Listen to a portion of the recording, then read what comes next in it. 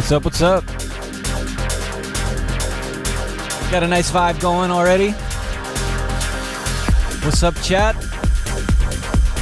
Who was first? John H. Kingston was first. Back on top. What's up, Martin Crockett? What's up, Aimee? Of course, Thomas from 343 Labs is watching over, making sure things are going smoothly. Yo, Raw Cuts. Yer.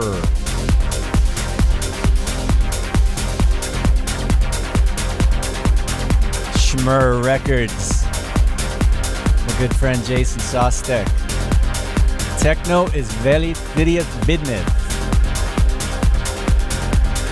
Luminous Cloud asks if, what's up, Luminous Cloud, Electro or Techno Saturday? Well, you can always tell from the intro music, the tone of the show. So, obviously, got a little kind of uplifting, energetic techno vibe going on here.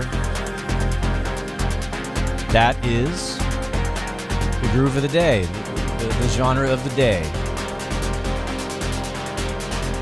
Will Joseph, what's up? Hello, Hank. M. Antico, glad you're here in real time in the chat. Mundulator, that's right, here we go. Now, we got some groaners, some jokes going on in the chat here. Maybe we'll go over that once we get going. Anyway, a few more names in the chat here. Bjarne Anderson, welcome. Beats Pacific, Chow Hu. And I think that's it. Some new names, some familiar names. Let's get rolling. And here we are. It's Techno Saturdays. I'm John Selway. This is 343 TV, brought to you by 343 Labs and 343 Studio Music Production School here in New York City, in Berlin, and online. Wow, I'm getting better at that, right? I'm like, it's rolling off the tongue. I'm not getting stuck or anything. And you know what? As soon as I say that, I'm just going to derail because I'm thinking too hard about it. Yes, let's take a breath. I think what happened was I had a coffee, and then I had another one, and now I'm feeling it. I've got the little bit of the jitters in addition to the usual pre-show anxiety that I always feel, that little rush before we go live. Coming out of the gate strong and then derailing quickly. But that's all right. We're going to have fun today. I was watching Abe's show yesterday a little bit, and he was trying out the new update of Neutron from Isotope. And I'm going to do it too. Abe, I'm stealing your show. No, because seriously though, I think it's cool to cover it from different angles. And there's some power in those plugins, right? And they have the artificial intelligence and the mix assistant and the tonal balance and the automated, get your one sound out of the way of the other sound, the unmasking thing. There's all these tricky things that you can do that, okay, you can set up a lot of this stuff using other plugins. There's other, sidechain and tonal, automatic balancing, whatever you want to call it, plugins out there. But it's also, we know Isotope is quality. Their stuff sounds good, and they've made this kind of ecosystem to make good mixes easier, and it's all kind of works together seamlessly. And you might have to think a little bit less hard about how to set it up because it's a system. So, and anyway, Abe was talking about how it seemed like it's sort of this kind of tool is there for people who are learning about mixing or want to get a good mix but are not quite sure of all the details. It has that simplified interface. It has the mix assistant, that kind of stuff. But why would a more experienced person use it, right? And so that's sort of what I was thinking about. I have I have a couple of tracks that Christian Smith and I have been working on, and we thought they were done. Did the mixes.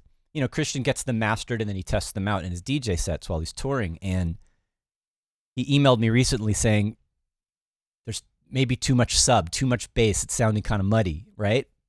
And I would agree. So that's always a thing. We've been doing this for a while. I've done lots of mixes, made a lot of tracks that translate well on big systems. But every now and then, maybe circumstances are different. Maybe my ears were clogged up that day. Maybe I just wasn't paying attention. Maybe in this case, actually, the the monitors, we were mixing on the monitors in this room, and we were using these really nice Barefoots before, and then those got moved into the classroom, and now I'm using these Yamahas, and they're good, but not quite as good, and it sounds different in here. So I'm wondering maybe that had something to do with it. It kind of threw the perception off that day, whatever. So I figured, since Christian and I are working on the mix for these tracks, and Arturia has, oh my God, sorry, Isotope has, y'all should edit that out when in the archive version. Isotope has this new version of Neutron out, and Abe did his kind of thing on it, and I figured, hey, why not see what this can do just to change the perspective, to give me a little bit of a different reference for improving the mix of this track.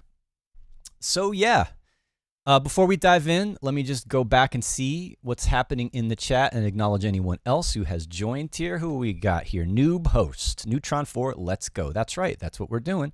Lie Society's here, and everybody's just saying hello. Is Absent back? Is he here? I think I saw Absent posting on Instagram the other day. I think he hadn't been feeling well recently, so if you're out there, Absent, hopefully you're doing better and feeling better. And I still mean what I said. We're going to talk about having you on the show, because I've been listening to the music that you've been just posting clips of, and I think you kind of know what you're doing. And so I think it would be cool to share a little bit of that with everybody. All right. Let's switch over to the project. All right. We should listen to it first before I start doing any big changes. I mean, I did actually already sort of start messing around and do some changes with this, but we can get the general idea. You guys can hear what I'm working with, and yeah, let's just have a listen. How's that sound? Loud enough? I'm turning it up in the studio so I can feel it.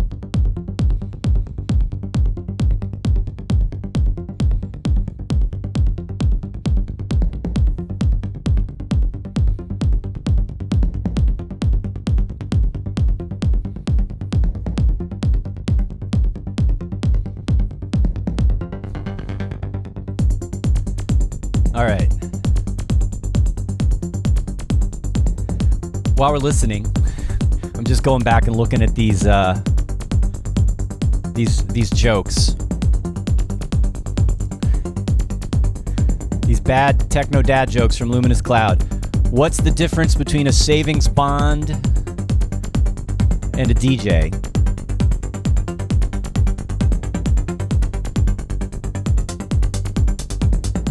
The savings bond matures and earns money.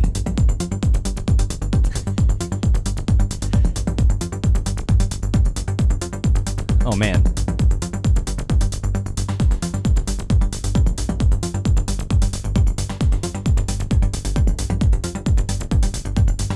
What do you call an MP3 only DJ? An anti-waxer. All right. That one. All right. No more comments. No more bad jokes. Let's just listen.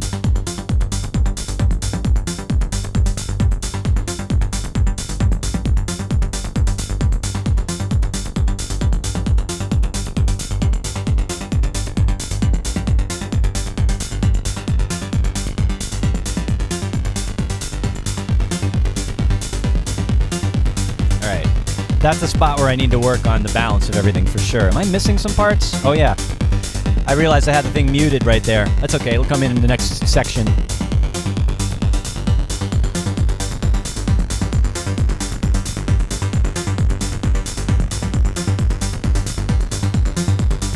What's up, Live Society? Thank you. Thank you for plugging.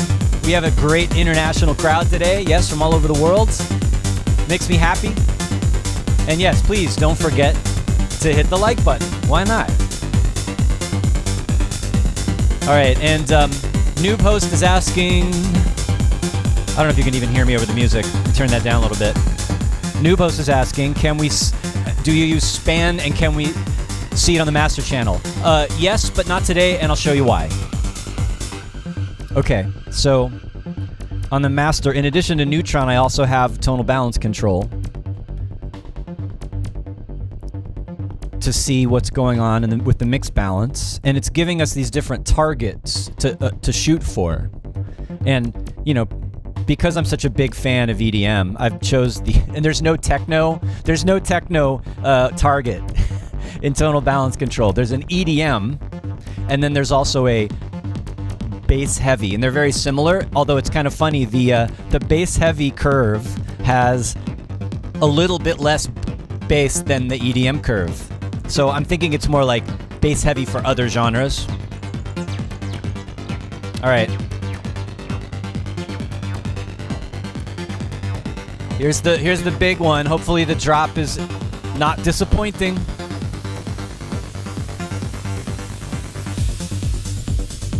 It's all right. It's not overdone. It's not trying to hammer you.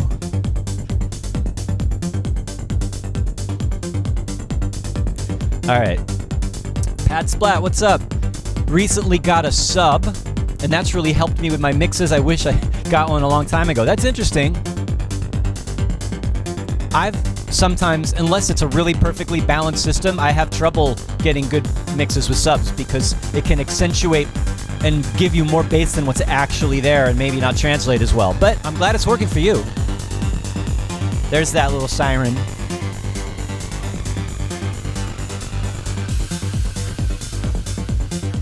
I like that that little drop right there is a little fuller than the last one. I kind of like that. The acid comes up in this part a little bit more. So, we got another one from Luminous Cloud. A techno DJ walks into a bar, loops it for 2 hours. Oh, that is a serious groaner. A bar loops it for 2 hours. Oh, man. All right.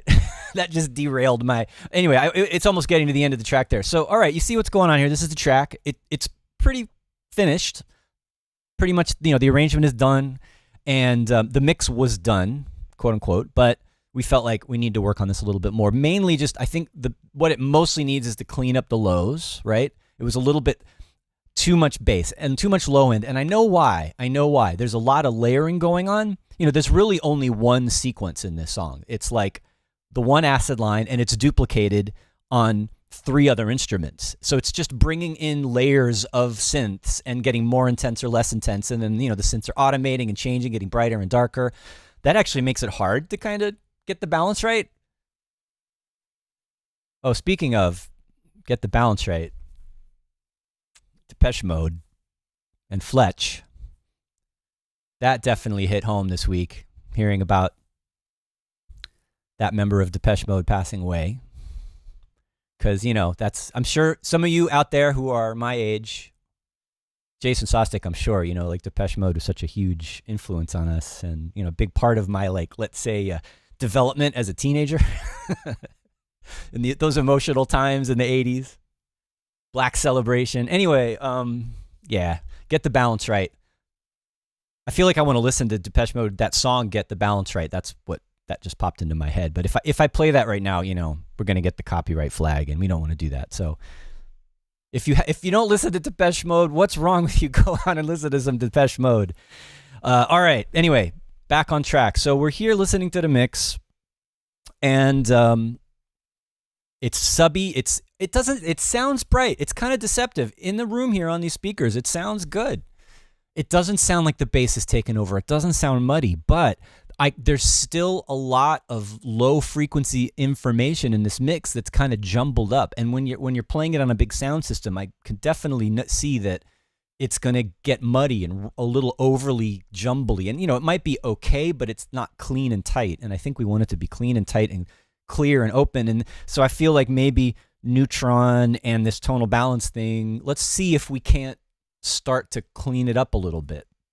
And I'm wondering, is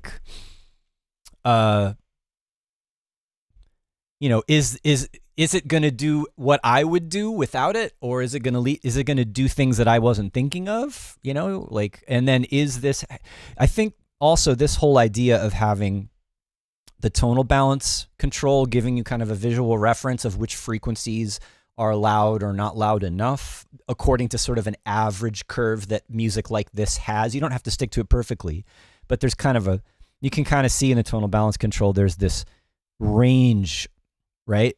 And then in the middle, it's sort of brighter. And following that curve, if you're within that range, you're close to sort of the average, right? And I think I kind of am. But if you go back to this broad view, there's the fine view and the broad view. If you go back to the broad view, especially in the beginning of the track, you can see like the sub is way... All right, okay, granted, this is the beginning of the track, so it's not when the full mix is happening, when all the mids and the highs are in. So this is relative. That's one thing you need to think about when you're looking at this is, you got your mix, overall balance of your mix changes over time. So you want to, don't get caught up in, the sub's too loud in the beginning. No, you need to kind of, let's go in a little bit where it's brighter, when there's more mids and more highs going on. And now you can see the average now, the sub is closer to where it's supposed to be.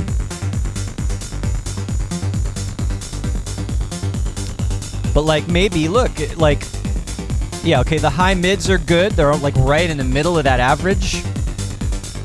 The high frequencies may be a little bright. There's a lot of hi-hats and ride cymbal and shh kind of stuff on top. The low mids seem to be recessed, seem to be gone. So that's something I need to think about. Like maybe there's something about my monitoring here, or there's something about this room that makes me EQ and pull those frequencies back, because maybe they're being exaggerated where I am. So it's kind of, and you can see here now when the highs are out and the sub, there's less kick going on. It looks like the low mids are kind of fuller and where they're supposed to be. All right.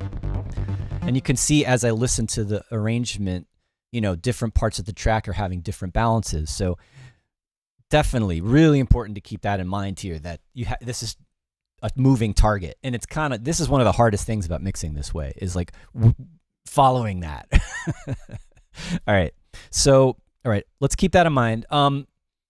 I haven't fully implemented this yet because, I'm just getting started with it. But a cool thing about this tonal balance is that whatever other, compatible plugins, like Neutron and some other isotope plugins that it could be any of them, but they'll show up here. So you could actually like go in and control. Like I have an instance of Neutron on this operator track that has this is just a sub layer, right? And you can see that it's showing me the EQ for that Neutron, so that I can sort of adjust the sub EQ or whatever that is while I'm looking at the spectral balance.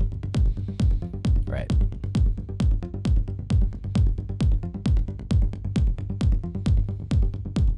And that's kind of nice because it saves you flipping back and forth between the tonal balance control and the track that you're mixing, right? Cool. Now, what I want to do is, my first instinct that is rolling off some of the low end in the synths, right? The synths, the mid-rangey, bright synths. And I also saw that, in these main sections, it looks like the low mids are pulled back a little bit. So maybe what we want to do is scoop out some of the stuff below, say, 200, and bring up some of the stuff above 200, 300, 400. And that seems to be what's kind of missing. There's like a little bit of a hole there. And so that'll help it sound full. And then also so that then I can clean up some space underneath so that the kick and the sub kind of stuff comes out a little bit more clear and less muddy. All right. And then at the same time, as I do that, I'm going to use the Neutron kind of auto features, the mix assistant, to like maybe clean the sounds up a little bit and see how that, if it starts to do what I would do just sort of manually. Cool. All right. Now, I also know one of the sort of harder sounds to mix in this is the 303. Where does that start? This one I'm finding is kind of getting buried a little bit behind the other synths that are much brighter. So we might try, if we get there, if we have time, I might try the auto unmask thing to see if I can get the 303 to come out a little bit more. All right. All right, so let's put a neutron on this, and I'm gonna turn this reverb off for a second. Let's, and I'm gonna leave. I'm not gonna mess with.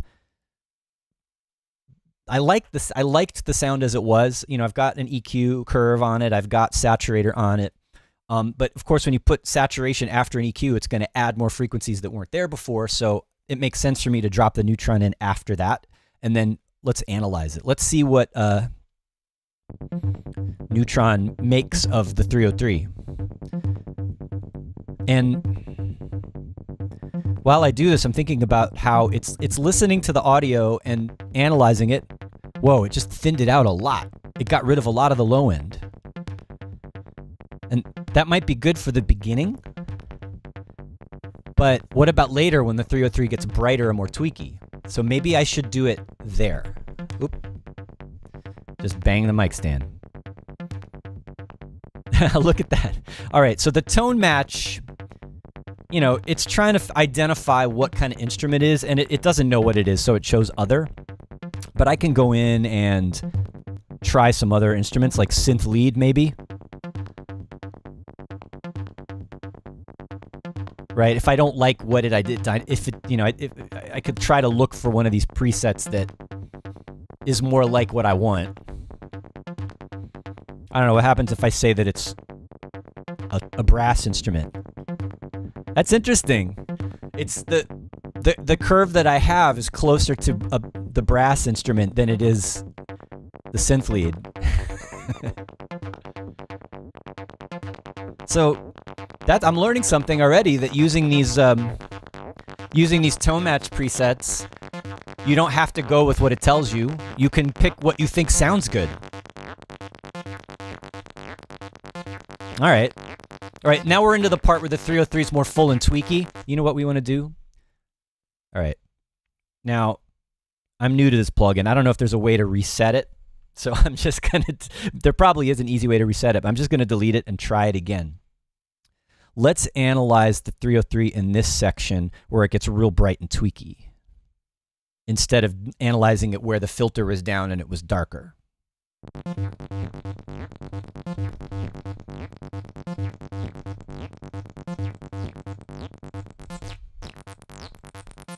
I predict that this 303 is really messing with whatever algorithm that Isotope has going on. Because, again, it's really hard to hit a moving target with this stuff. All right.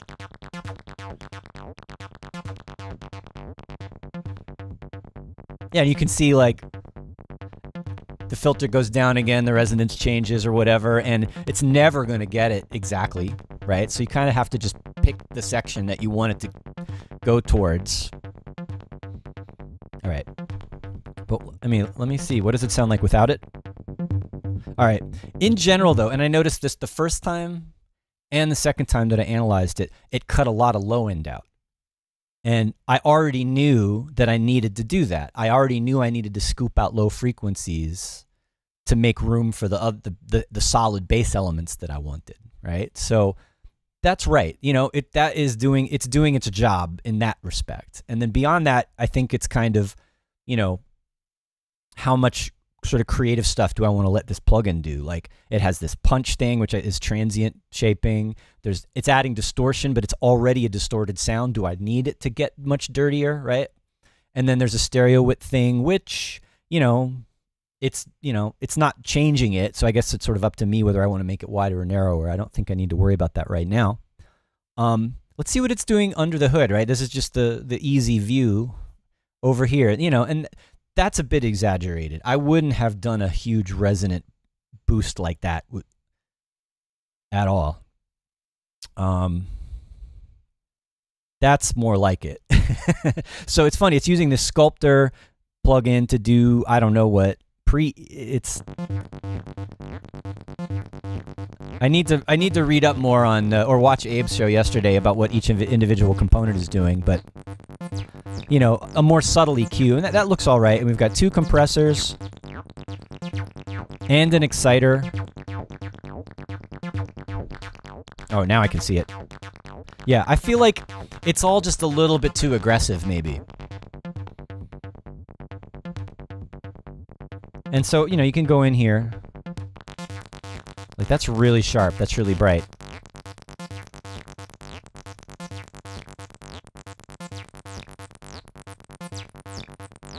Yeah, pulling back on those a little bit is very helpful.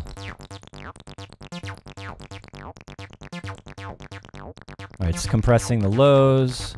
It's doing some more, a wider band, kind of fast compression. I'm okay with this. I'm gonna let it be what it is for now. What's up, James Freer? Nice to see you. I'm doing well. Glad you're here. Ame asked if it has a global dry wet. Yes, it does, right here. That 0 is nothing. 100 is all of it. So it was already just at 50%. All right. So that's the 303. Let's move along. Let's see what else we can do.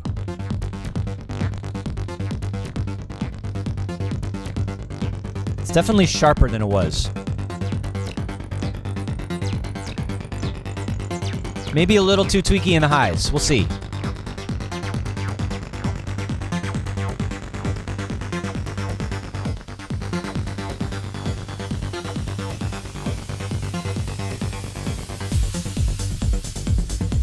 I'm good with that. Now, let's see what it does with this. This is one of the layers that I know is muddy, right? We used the Arturia SEM, and you know, it's really vintagey, warm, kind of the sawtooth sort of edges are kind of, it's got this kind of growliness to it, and I've already got a high pass on it, but it's still kind of rumbly. All right, so let's go to where this is full on.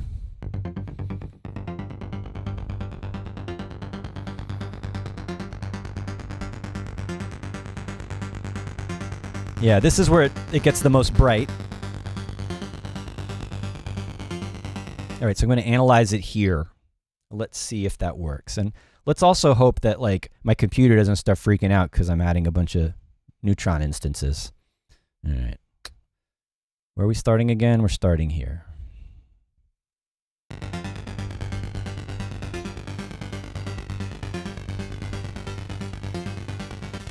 Wah!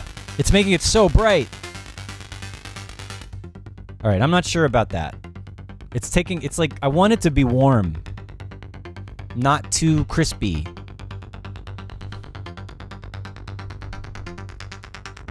That's how it was. Like a little bit of it, maybe. Let's see what other, let's try synth lead. Yeah, it wants to make everything so bright.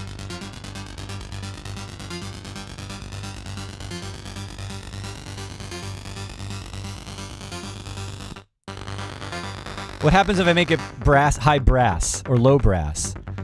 That's so funny. I must like brass sounds or something, because like these synths are kind of fitting into this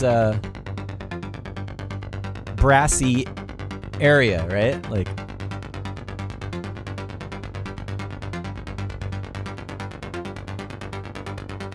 yeah, it's funny. I kind of like it here. Let me go to brass. That's too bright.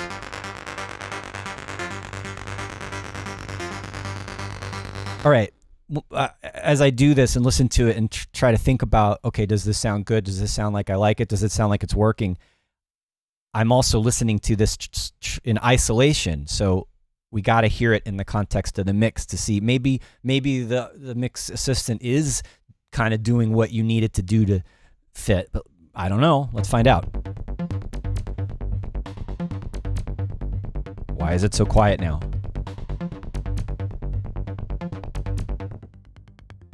Oh, it cut out so much low end that when the filter's down, we hardly hear anything.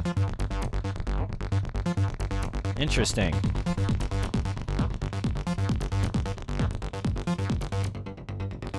Here it comes.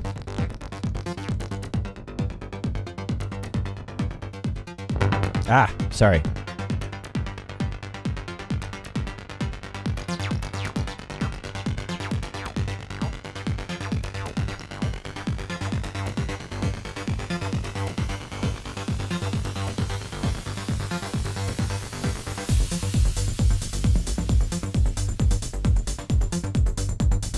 Interesting.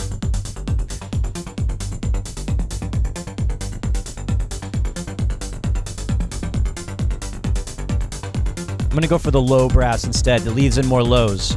I love that I'm using the brass presets. Let's go here to the build-up again to hear how bright it gets.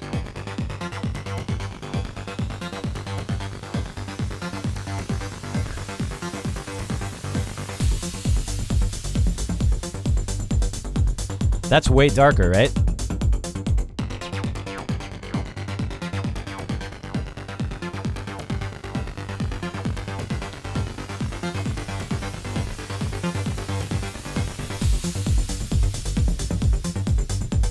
All right, but already, in general, like it's taking these sounds and it's, you know, when it's analyzing them and it's trying to make them brighter and less low end. And that is pretty much what this track needed. I already knew that. And, you know, Bjarne Anderson just asked that. Doesn't it make sense? Doesn't it make more sense to just listen and try to EQ it instead of using this algorithm? And to that, I say, if you're experienced and you know how to do it, yes. But also, it's not just doing EQ. It's doing all sorts of other effects, right? It's compression, different types of compression as well, like not just one type of compression, multi-band. It's doing expansion sometimes or exciter. It's doing just different types of distortion. It's doing transient shaping. There's all sorts of other stuff going on. It's not only doing EQ, right?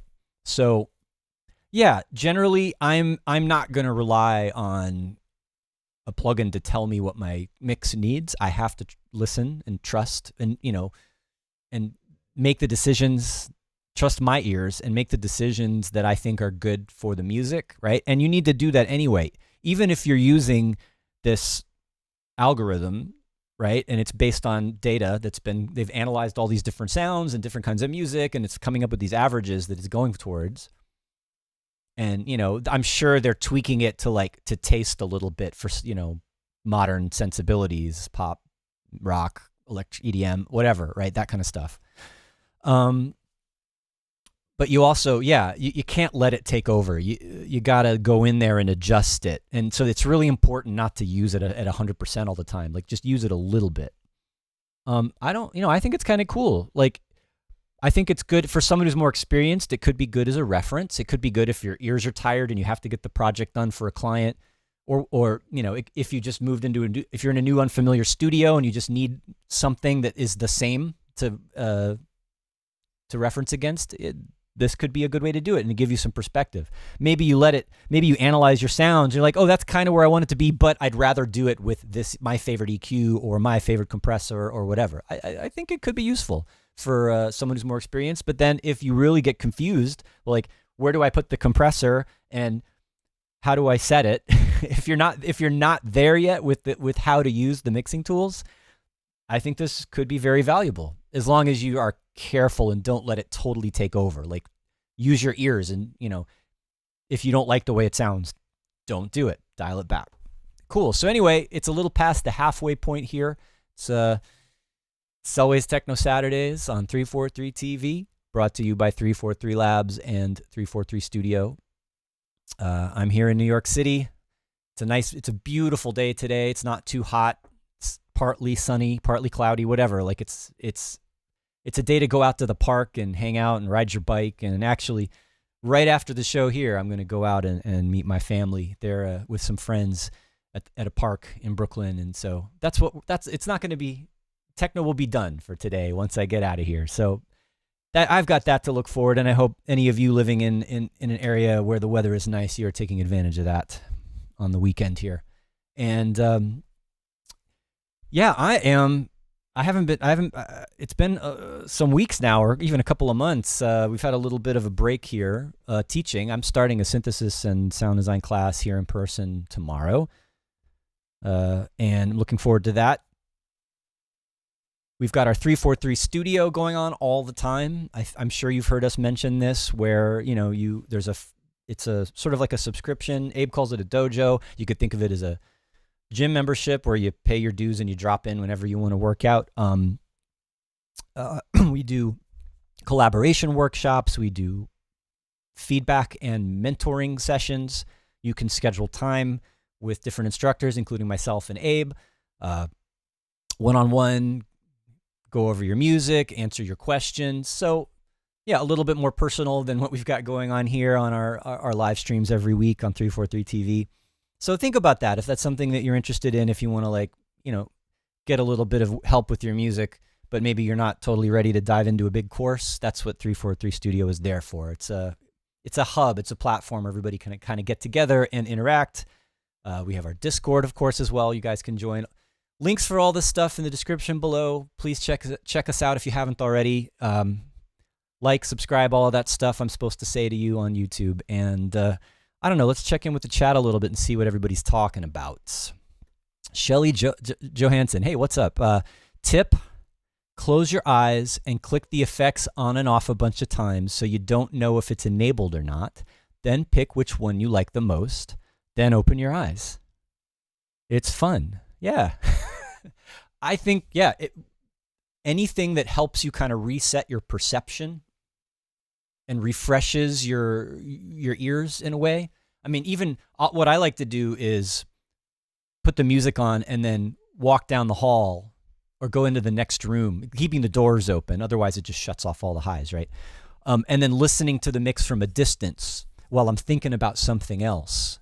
And then, maybe closing your eyes too, but like just getting away from it sort of, but still half listening, not too carefully. And when something jumps out at you or strikes you suddenly as bad or good, it gets your attention and it pulls your focus back into the critical listening, and you go, oh yeah, there's that weird rumble in the bass, or I just noticed this cool thing that happens when this synth comes in that I didn't notice before. And you can kind of work with that. So, whatever, it's really good to switch your perspective and have a different reference to think about what's going on in your mix, or also that works with arranging too. But yeah, I like that, like closing your eyes and turning it on and off. That can be helpful. All right. Sean Hodgson, sorry, fresh off last week's Movement Festival here in Detroit and feeling inspired to write, but couldn't forget about Selway's Techno Saturdays. Brought to you by 343 TV. Thanks, Sean. That's really great. Last week in Detroit, man, I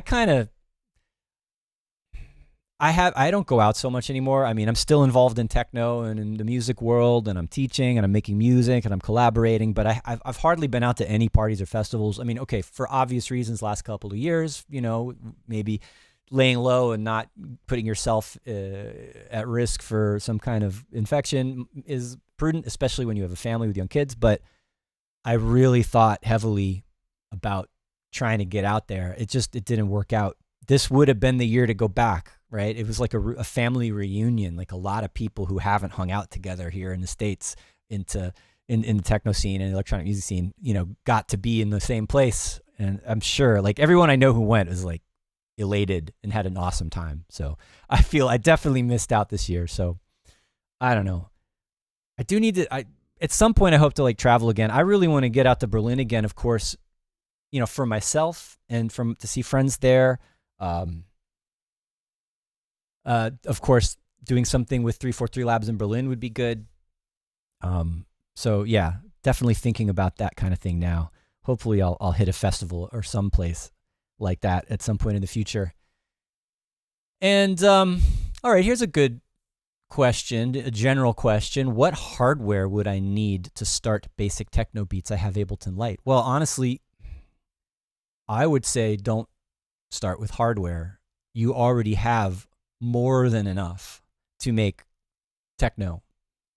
using even just the light version of Ableton. There's enough tracks. You don't have to have every plugin. You don't have to have, I mean, something like I'm mixing today with Neutron. We're trying out this new isotope thing, and it, you don't need to worry about any of that. Just actually, you might think if you're at that stage where you're not sure about what steps to take, and you want to get a little bit more time, not to totally turn this into a sales pitch, but why don't you come check us out? Come and find me on 343 Studio and we can talk about it and, give you a little bit of guidance and help you get moving. So, and then Luminous Cloud is asking, hope to hear on a future episode tutorials on your Tronic style. Well, this is a Tronic. This track is myself and Christian Smith, which is definitely in that vein. Although, some of the stuff I've been doing, on my own for Tronic lately has been more kind of electro, a little bit more kind of musical, hands in the air kind of Tronic electro, I guess would be the way to put it. Business electro? No, I won't go there. Cool. And I mean, not to dissuade Mantis, was it Mantis? About hardware. If you want to get into hardware, do it. If you do want to get into hardware, start simple and start small. And there's so many good options now, like all of the little Korg boxes. Now Roland has those new mini drum machine and synth and vocoder out. I am so getting those. I can't wait just to have the little drum machine and the little chord synth, and it's actually not just a drum machine, it's like drums and synth, right? And then the little chord synth and then the vocal, especially the vocoder. Come on, that little setup is like just ready for cool electro jams, right? You got the 808 sounds, you got the vocoder sounds, and then you got whatever other synths going on, the 303 kind of stuff. I'm definitely gonna get those, and I don't know, I'll try to like show my kids how to use them and see if they enjoy that. I think my son might be into that. We'll see. Cool. What time is it? 1:45, and let's get back to the mix. Let's see what else we can do with this before we run out of time today. And we've been using the assistant to sort of shape these sounds, and I feel like it's kind of going in the direction that I want it to go. Let's go and check what's going on with the tonal balance.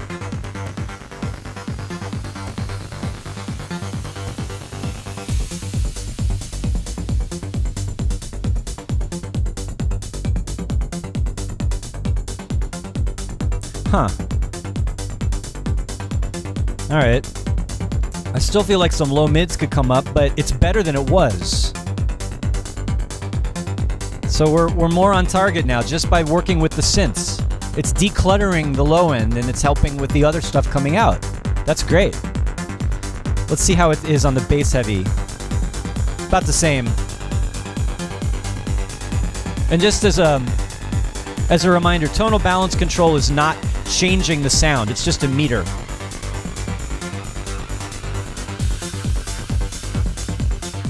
All right.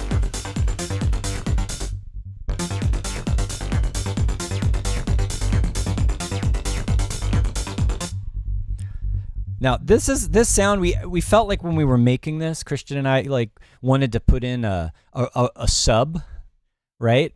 And it's kind of filling in the space. Like we started out with the 303 pattern, and the 303 doesn't always have a real big, deep, solid sub, right? So we added it with just and that was never supposed to be a big, loud sub, right? That was supposed to just fill in underneath. But as we've been talking about, there after layering up all these synths, the low end from all these synths have kind of become muddy, right? And they're fighting with each other. So maybe I don't need as much of this as we thought.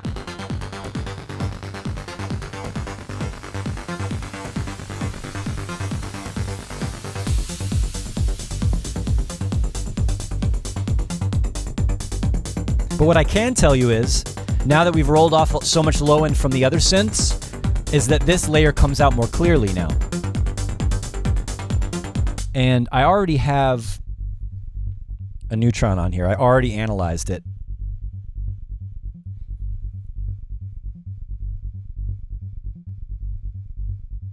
You know, and it's adding a little bit of distortion here. And we have our punch section here.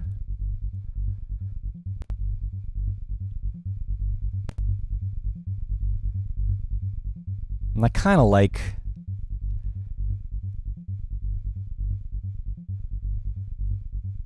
what it's doing, actually. It's really subtle, just kind of shaping it just slightly. But then let's try these other, the deep bass and the bass. These are gonna let more overtones come through. The sub bass, it's really rolling off a lot of the mid, the little bit of mid that's in there. That might be a little bit better. It's a little cleaner. It sounds a little bit more like a real filtered 303, actually. It's get a little more punchy.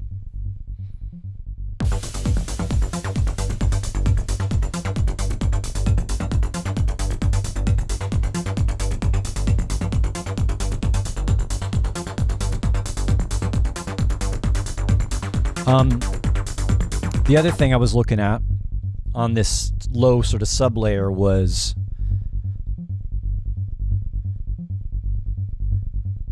whether we want to try to do a little unmasking or whatever they call it. Yeah, unmask. All right, so I have the kick routed in. And it's really taking away a lot. All right, let's go back to, what bar do we want to be at? Come here.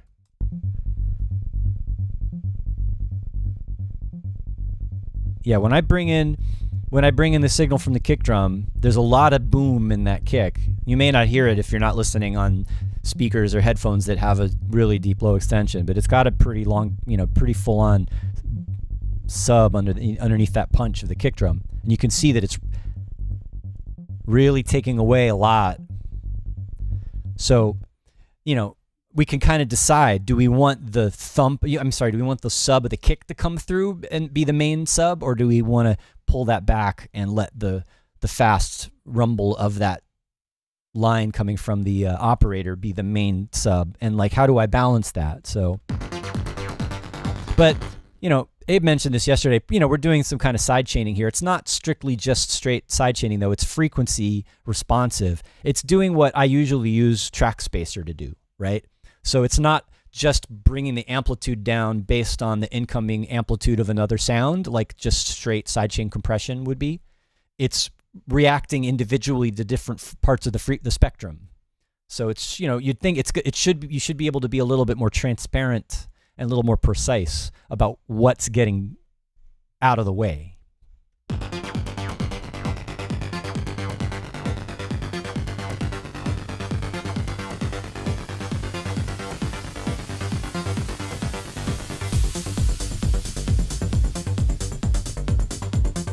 But when I bring that up a lot, like the operator sub just goes away completely. They're totally fighting each other. So I got to be real careful about this. I probably want a shorter release so it comes back up more quickly.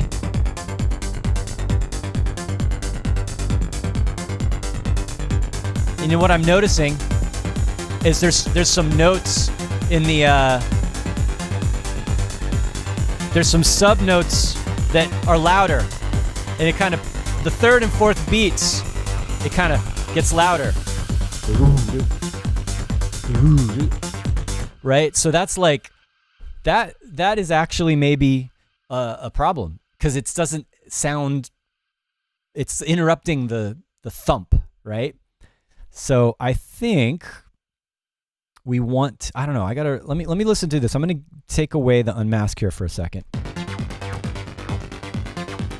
And let's also turn off the other synths and just listen to the kick and the sub bass together.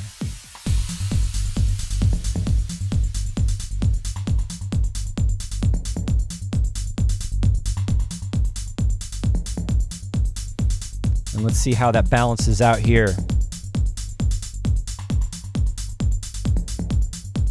All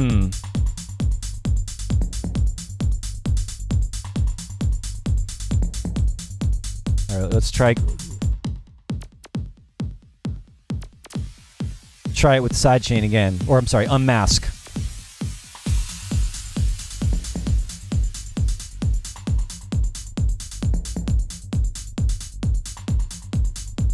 All right, I'm gonna put all these back to default. How do I do that? Is it option? Option.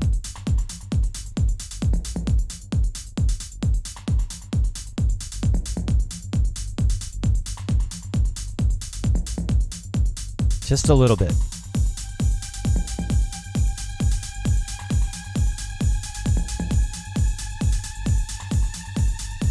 Trying to get the bounce a little bit more. Adjusting the release a little shorter, being real careful about the sensitivity.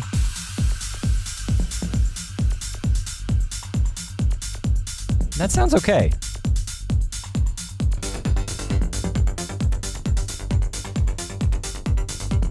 And yes, that's right. Absinthe is saying, and that's what we're talking about here. This is the balance I'm trying to find.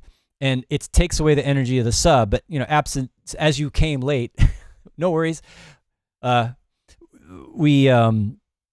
mix, when Christian Smith tested it out, was too subby, too rumbly. So we're deliberately trying to clean up and tighten up the low end of this track so it translates better on the big system.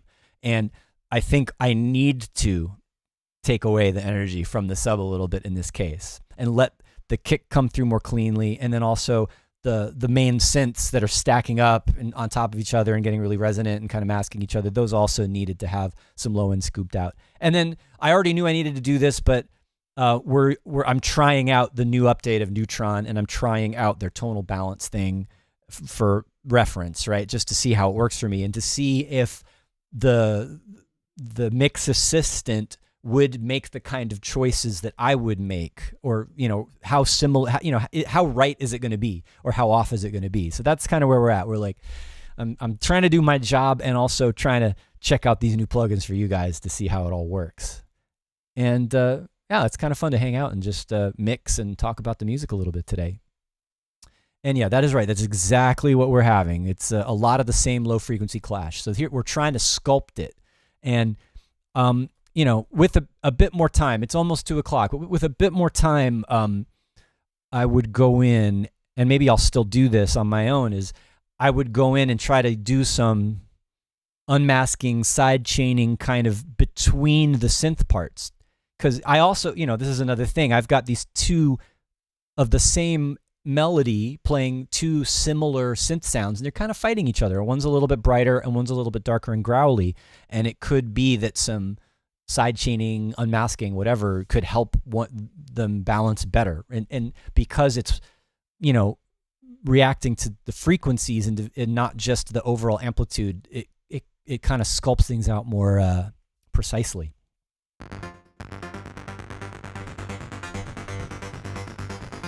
So let's do this. Let's run let's run Neutron on this last synth here, this wavetable, bright, kind of shinier version of the melody that comes in.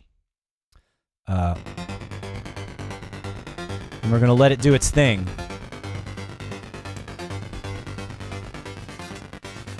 And there's my CPU freaking out. It got a lot. Again, it got crazy bright and sharp.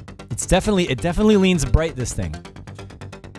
It could be that the monitors I have here are overly bright. That's another thing. It might be fine, and it just sounds extra bright in this room. All right, again, it's picking other because it has no idea what that sound is. Let's go to synth lead. Very bright, right?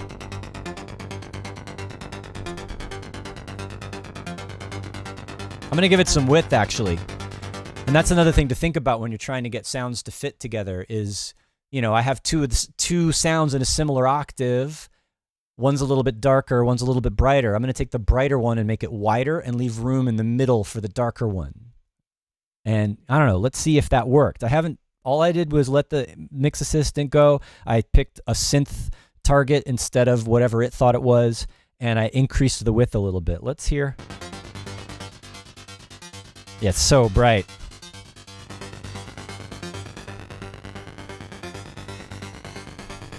Definitely have to back up on that brightness a little bit. But I'm not unhappy with the result.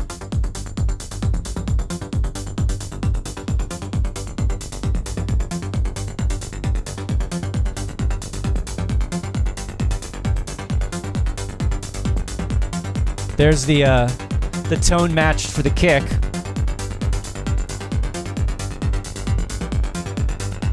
It's in range. I don't feel like I need to boost those super highs there.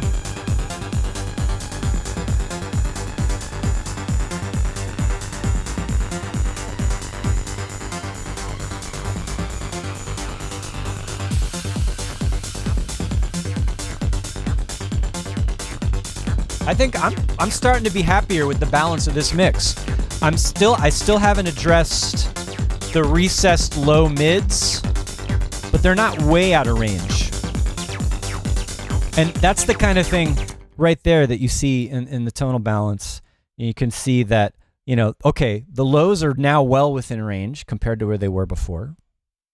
The highs are within range. What just happened? Okay, everything faded away. Let's let this drop again.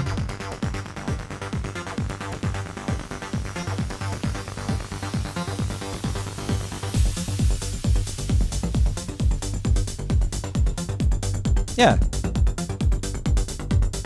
So you can see again. All right, it's still. It happens when the synths come down and filter out more, and it's more just lows and highs. That those low mids kind of not disappear, but go down a lot, and that's fine over time. I think you need to keep in mind, like as I mentioned earlier, that it's a moving target, and if you're tweaking their synths and getting brighter and darker and automating things, that the tonal balance will change constantly, and it's hard to. So you have to adjust for maybe the brightest, fullest parts, and then let it go between those. But also this little dip in the low mids, it's going to require some more careful EQing that maybe I don't want to rely on the automatic settings, right? I need to go in and test, go into the EQ and manually sort of bring out frequencies and see if that works.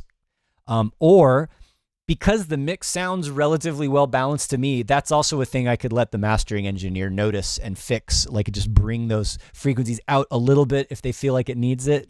It's not much. It's probably like a dB or two that we're talking about here. It's not a big, way out of the line, hole in the mix, right? Anyway, it is 2:00. We made it to the end. This has been fun. I feel like I have a much better handle on the using Neutron. I've never, really checked it out before. I've known about it for a long time. I use other isotope plugins, but I never really thought, hey, let me get Neutron. I really need help with my mixes. But now that I've tried it, and I like having good reference. I like having something like tonal balance control, because whether you're using Span or some other spectral analyzer or something like that, it's always important to kind of be able to see a good, accurate representation of your mix balance in some way. Of course, always trust your ears, right? If you go for this tonal balance control and then it doesn't sound right to you, then maybe it's not right for you. That's it.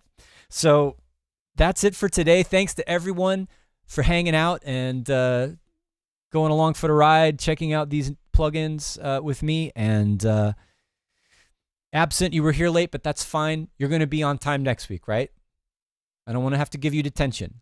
And yes, thanks to all. Sean Hodson, Shelly Johansson, Johnny Kingston was first today. Piano, didn't see you come in before. Nice. David Bora, Lie Society as always. He had the bad dad joke. Was it you who had the bad dad? Who had the bad dad jokes today? I'm sorry. Luminous Cloud had the bad dad jokes. Thanks for those. Enjoy your meal with your son at McDonald's. And anyway, to everybody, thanks for being here. I will see you again next time. Adios.